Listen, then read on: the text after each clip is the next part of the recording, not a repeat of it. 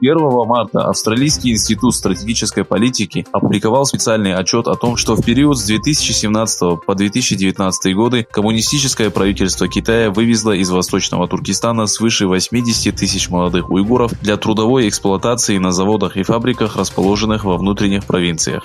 В докладе указывается, что свыше 3 миллионов уйгуров, казахов и других тюрков содержатся в концентрационных лагерях, где их отлучают от национальной культуры, традиций, религии и родного языка.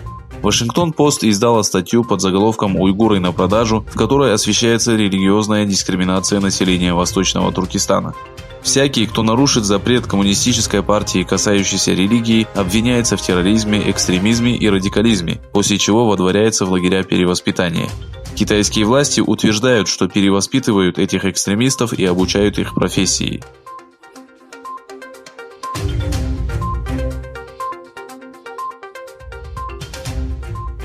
Делегация, состоящая из представителей Международного союза организаций Восточного Туркестана и Всемирного уйгурского конгресса, провела встречу с заместителем главы отдела по внешним связям при партии справедливости и развития Турции Джевдетом Йылмазом и кандидатом на пост руководителя партии Нуманом Куртулмушем. В ходе беседы были рассмотрены текущее положение Восточного Туркестана, жесткие меры, принятые китайским правительством в регионе в связи с эпидемией коронавируса, эксплуатацией тысяч молодых тюрков и проблемы, с которыми сталкивается уйгурская диаспора.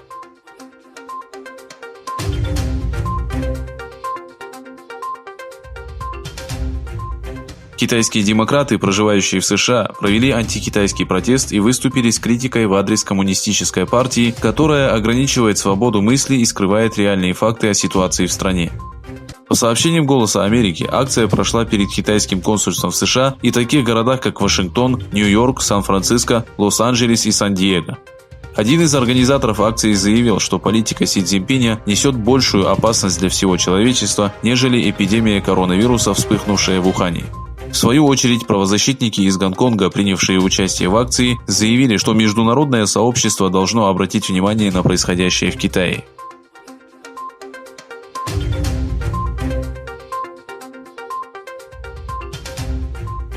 Власти США сообщили, что число погибших из-за коронавируса увеличилось до 21. 18 из них были жителями Вашингтона, 2 Флориды и 1 Калифорнии.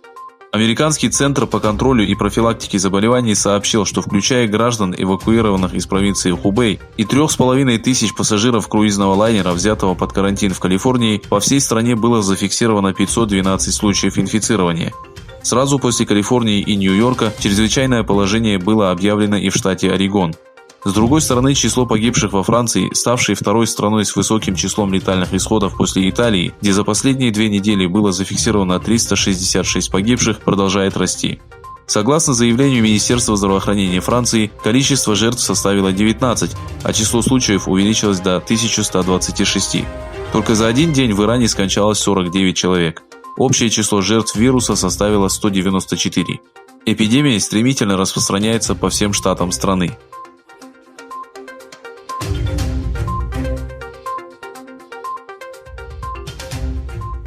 По последним данным, число погибших в Китае из-за вспышки нового типа коронавируса возросло до 3122. Согласно письменному заявлению Национальной комиссии здравоохранения, за последние 24 часа погибло 22 человека и было выявлено свыше 40 новых случаев. 3 погибших являлись жителями Гонконга. Общее количество инфицированных составило 80 735. В рамках борьбы с эпидемией Саудовская Аравия приостановила регулярное воздушное и морское сообщение с 9 странами. По сообщениям официального источника Министерства внутренних дел Саудовской Аравии, гражданам и иностранцам, находящимся в стране, был запрещен выезд в Объединенные Арабские Эмираты, Кувейт, Бахрейн, Ливан, Сирию, Южную Корею, Египет, Италию и Ирак.